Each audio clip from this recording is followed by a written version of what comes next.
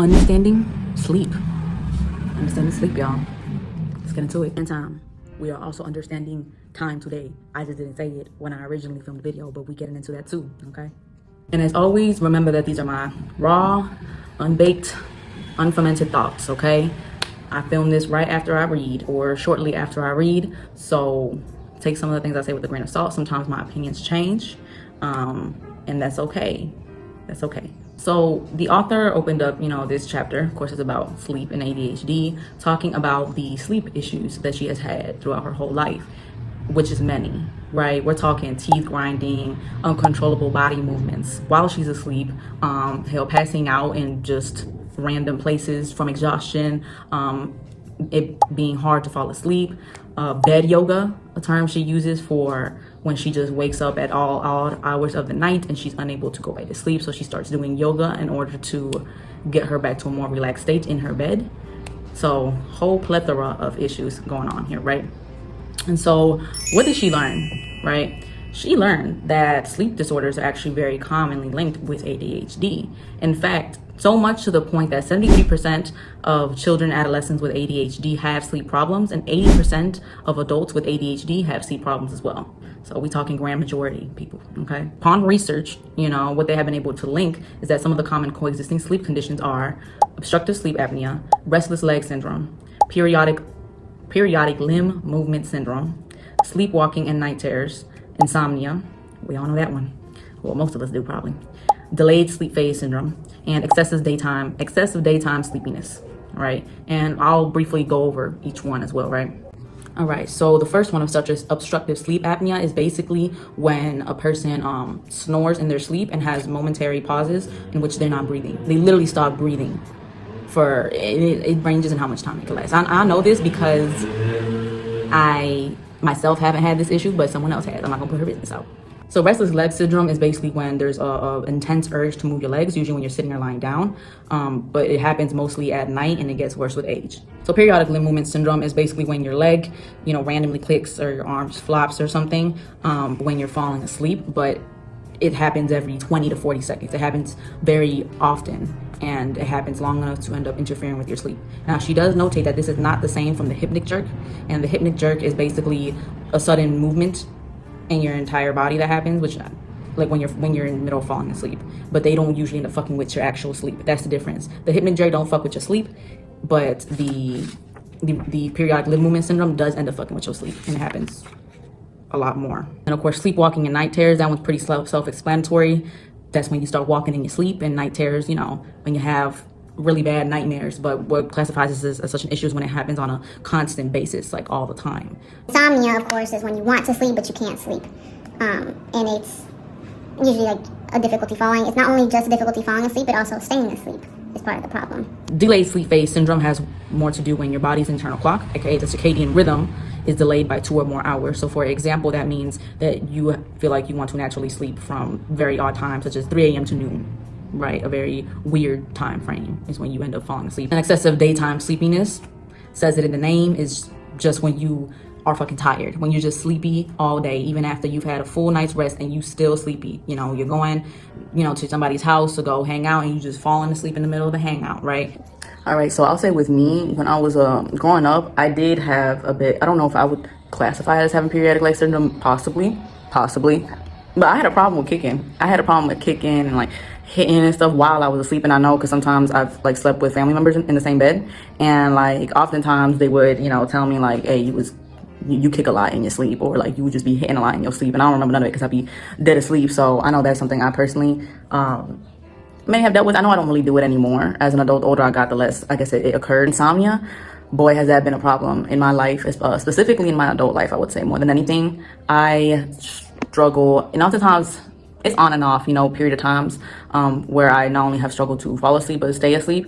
Like I currently have an issue where it's like I keep waking up, like sometimes like up to 3 times in the same night. Okay. And I would say like the other thing that I struggle with, and this might be something else, like the excessive sleep syndrome or whatever. Could be that, that is that linked to ADHD? I don't know. Or it could be a separate thing that has to do more with like physical health.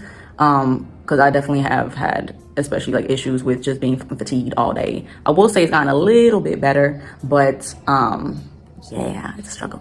Now the author ends up providing us some reasons as to why it is that ADHDers have often problems with falling asleep. Why is it that we stay awake for so long, right? And so these are the reasons, right? Number one, we're not tired yet. So those with ADHD have a tendency to have a later chronotype.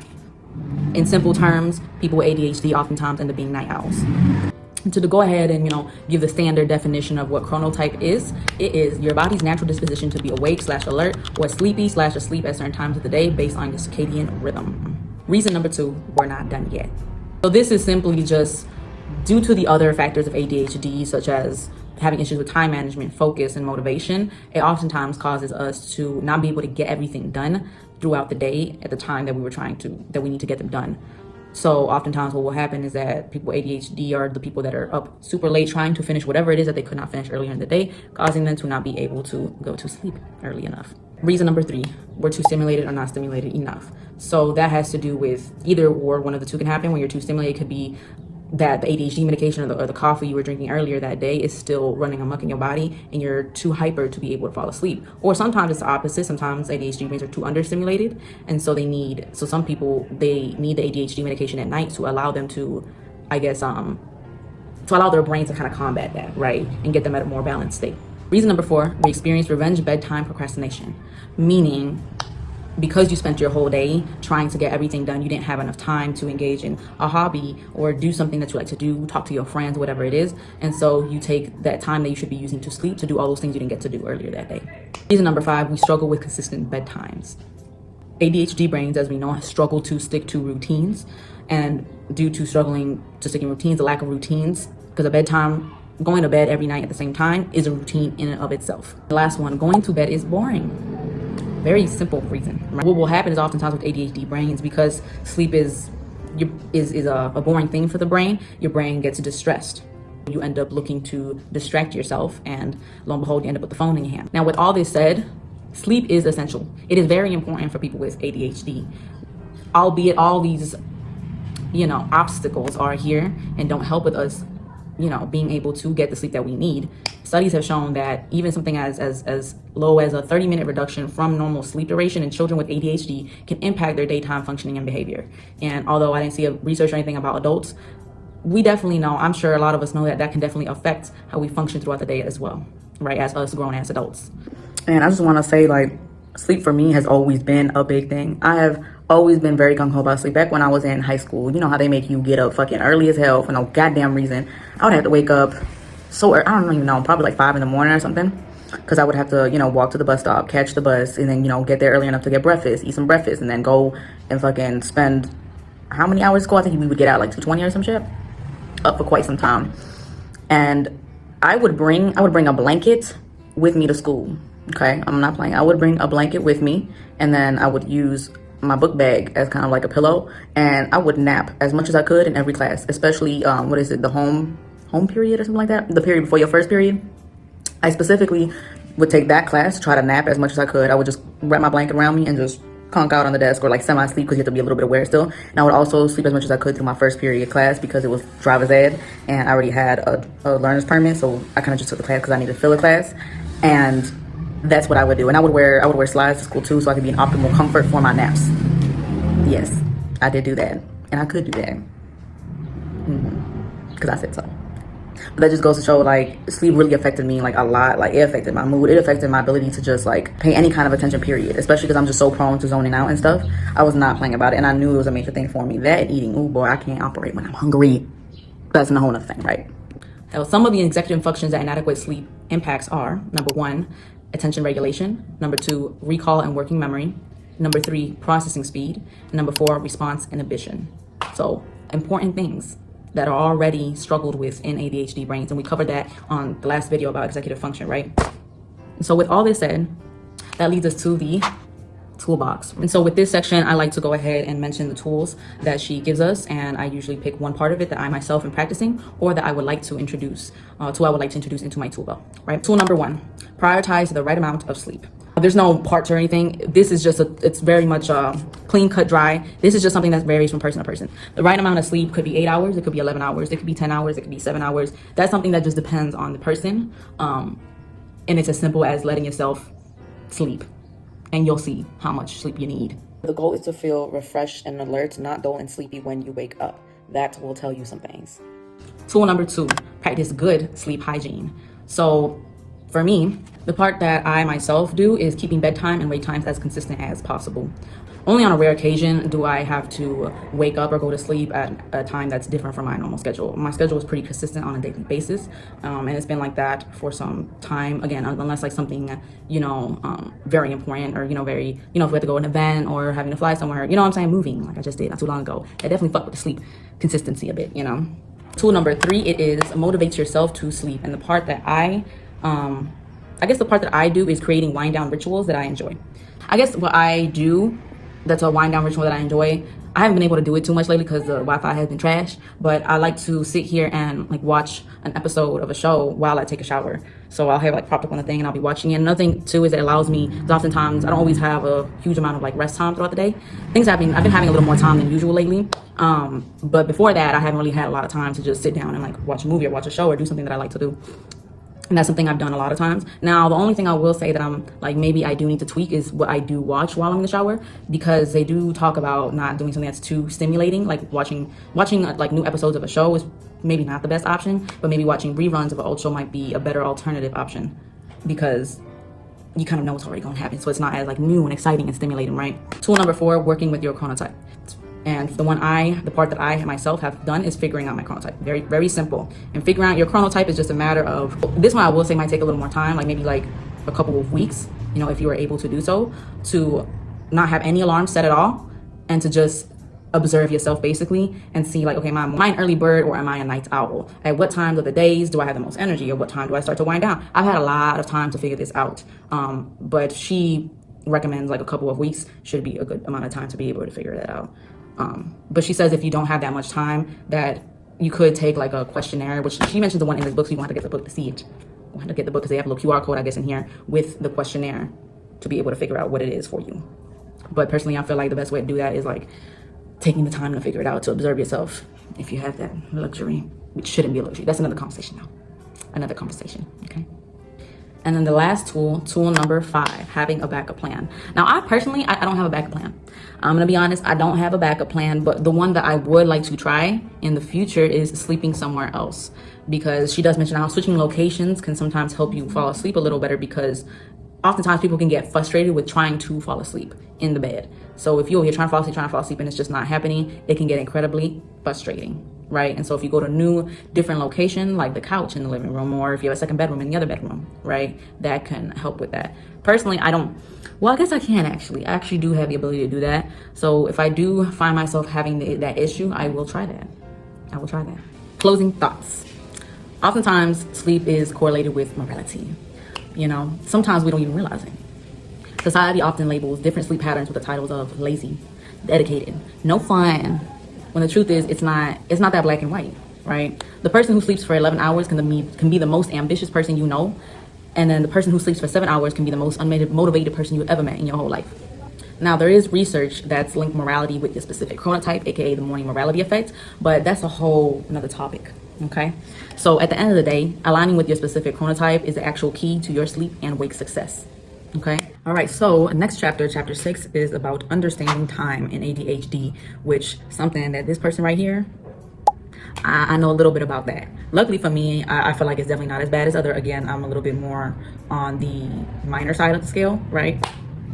But anywho, the author opens up this chapter talking about her experience with time, which is not a great one, right? She basically felt that, unlike focus, right? Focus felt a lot more tangible, whereas time felt very intangible for her, right? Like instead of a shapeshifter, it was like a state shifter all over the place. Unfortunately for her, this means she was constantly missing deadlines, always late, playing catch up, and something that had followed her from middle school to high school to her adulthood. Now, what did she learn with this? She learned that 8% of the general population has time management difficulties. 8%, very small little number, but yet 98% of people with ADHD have time management issues. this much, a whole motherfucking lot. That says some things. And even though, as we all know, statistics always have to be taken a bit with a grain of salt, but they do have validity to them. Remember that.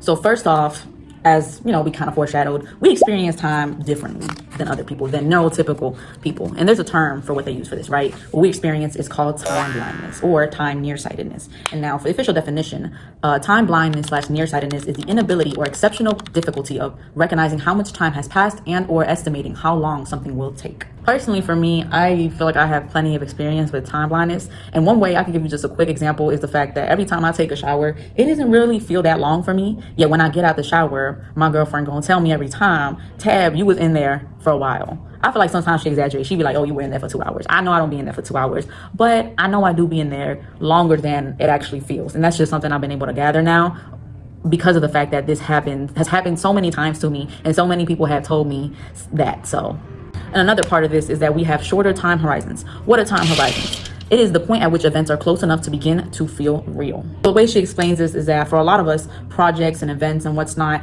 it either exists in a space of now or not now. And anything that's not now can oftentimes feel like it doesn't even exist at all. And another part of this is that time flies or drags for us even more than the neurotypical person, right? And we've all heard that saying, time flies when you're having fun. And that's true for everybody, as she says. It's true for everybody to an extent. So second thing that she learned is that we forget to account for more things, right? And so some factors that we forget to account for can include things going wrong, biological needs, aka having enough time to eat food, drink water, move, right? Transition time. Say you decide to go to a brunch that's at 3 p.m. and it lasts for an hour, right? And then you go ahead and you have a work meeting that you have to schedule. So you schedule it for 4 p.m. exact on the dot, not taking into account that you're probably going to need some time to get to your work meeting at 4 p.m. If your brunch ends at 4 p.m., the meeting's at 4 p.m., you didn't account for transition time. Next one, contingencies. The example that she gives is that she says, quote unquote, for instance, it's hard to wrap presents if they haven't arrived yet, or if we don't have wrapping paper. I'll let that example speak for itself. Another factor are energy levels, ideation time. A great example that she gives is that if you're trying to do some creative work, you also need time to consume content that can spark the ideas to do said creative work. And the last factor is mistakes. Boy, oh boy, mistakes. And the third thing that the author learned is that oftentimes we plan for a version of ourselves that doesn't have ADHD, aka a version of us that doesn't exist. The thing that we got to take into consideration is the fact that we also have EF challenges that play a role in our time difficulties. EF, executive function challenges. Keep up, y'all. Okay, remember this from the last video. Executive function, how to executive function, or understanding executive function. Keep up. Thank you.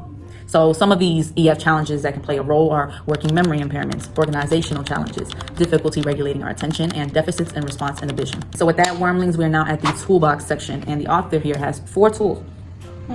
4 tools. What am I trying to do here? I'm here trying to throw up some fucking gang signs. What's good? Okay, 4 tools in the toolbox.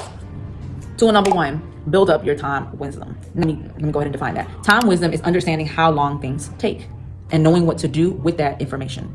So for me, this is a tool that I don't yet have, but something that I would like to implement is tracking my time. And so the way she explains, tracking the time is just guessing how long a task gonna take you, and then track how long you actually spend doing the task. So if, let's say I got to cook lunch today, right? I go ahead and guess, well, I think it's gonna take me an hour to cook lunch. And then when I actually go to cook the fucking lunch, I set a timer on my phone once I finish lunch and the timer, take a look at it and see what that looks like. I've never done that before, and I feel like that might help me be less of a time optimist, as she puts it, and be a little bit more realistic. I feel like over the years I've gotten a little more realistic with my timing. I don't feel like I'm all the way there yet, but we're getting there. So tool number 2, make time real.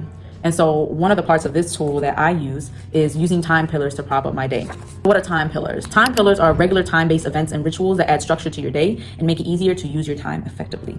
And so it's as simple as having just like reoccurring activities that you do every day that, again, act as pillars, right? An example that she gives is that while she was writing this book in the vacation rental where she was writing it at, there was a sign that said treat yourself that would go up at 5 p.m. every single day. And whenever that sign lit up, she made that her sign to like go ahead and stop working and start winding down. She made that her time pillar for winding down time. As I've said previously before, I have one recurring alarm that I have up every day, which is my 8 p.m. alarm. And my 8 p.m. alarm is the alarm that I use to signal, hey, you should be either already started your night routine or starting now. And I actually have 2 alarms that I have for 8 p.m. and one for 8:30 p.m. just in case I end up skipping the 8 p.m. alarm. We're prepared over here.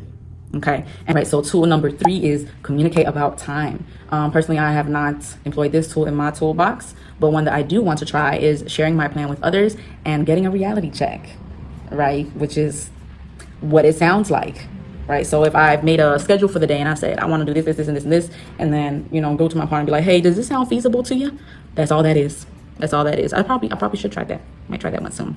Last tool is tool number 4, have times when time doesn't matter. And the part of this tool that I currently use is sequence instead of schedule, which is just a matter of doing things instead in a particular order instead of doing it at a particular time. So for example, instead of sitting here and designating times that I'm going to eat breakfast, wash dishes, mop the floor, go to work, or not go to work, that's not a good example, go outside, right? Instead of having specific times in the day that I'm going to do those things, I'll just put them in order. And as I've mentioned before, I do that with my daily, I guess the checklist, my daily checklist. I just put it in order. Now, what I will say is that sometimes I do have them a little bit out of order. I got to get better at putting them in a better order.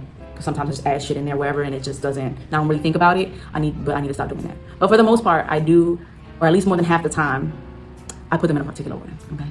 So the author closes off this chapter talking about how she ended up playing schedule Jenga, basically, right? So about a year into her channel, she ended up having a super chaotic schedule due to just being basically way too busy, overbooked. She had a lot of shit to do and she was just all out of whack, going to sleep and waking up at all weird kinds of times and doing shit at 2 in the morning and going to sleep. You know what I'm saying? She had a lot going on. And it seemed like the only times in which she could be productive were when she had a very rigid schedule set in place. And when she followed it as if she was on a prison shift, you know what I'm saying? And so it wasn't until she basically had an intervention. It was really just an interview with an ADHD coach where, he presented to her that, hey, schedules aren't supposed to be rigid. The schedule is supposed to work for you. You shouldn't be working for the schedule, which I'm like, that hits. And because of this conversation she had with him, it kind of prompted her to go ahead and start trying to use Google Calendars again. Because she had tried to use Google Calendars before, but it didn't work very well for her. But after this conversation, she said, you know what? I'm going to try Google Calendars again. And this time around, it worked well for her. And for some time, it was good until she realized that it seems like there was always something more to do. Right. And so at a certain point, eventually, she ended up optimizing her goddamn time schedule so much to the point that she went backwards a bit and ended up turning into a rigid, prison-like schedule, just like it was back then, just like back then before. And she just dipped back into this chaos of sorts. And the beautiful thing that she realized about this is that time management isn't this magical solution to your problems. Right. She realized that she was overscheduling herself. And because she was overscheduling herself, it cost her a lot of important experiences in her life that she liked to do. And something that she said that I really liked was, there's only so much we can optimize. We're humans, not computers. And especially that last part, we're humans, not computers. That's one that I've said to myself so many times. Just because we live in a world that makes us feel like we're supposed to operate like computers. ADHD aside, this is a world that makes you feel as if, especially I'm talking about very much the work environment, and things are slightly getting better, but under the system of capitalism, it's gotten to a point, and it was never really meant to, it wasn't designed to really treat us like humans, to allow humans to be human. It was treated for profit. It was made with the goal of profit in mind, not human happiness, human pleasure, human joy, just humans living, humans just being. That's not what it was made for. And the least that we could do for ourselves is not treat ourselves that way when it comes to our day-to-day schedules, with our day-to-day, time management. And this last bit that I'm going to read word for word that really stuck with me is, time management shouldn't take the spontaneity out of your life or the joy out of your work. The truth is, if you have to optimize to that extent, you have too much on your plate. You're going to burn out. And I will end it with that. That is beautifully said. And it definitely made me rethink my own schedules, right? And the way I treat my day-to-day. So y'all let me know, what this has made you reflect about on your own day-to-day schedule and the way that you treat sleep and that you treat time in your life. Do you treat yourself like a human or like a computer? Remember, go check out the author's book, How to ADHD. Grab yourself a copy and go check out the author's YouTube channel, How to ADHD. It's a really great channel. It's a really great book. Grab those things. And I will see you on the next video, wormlings.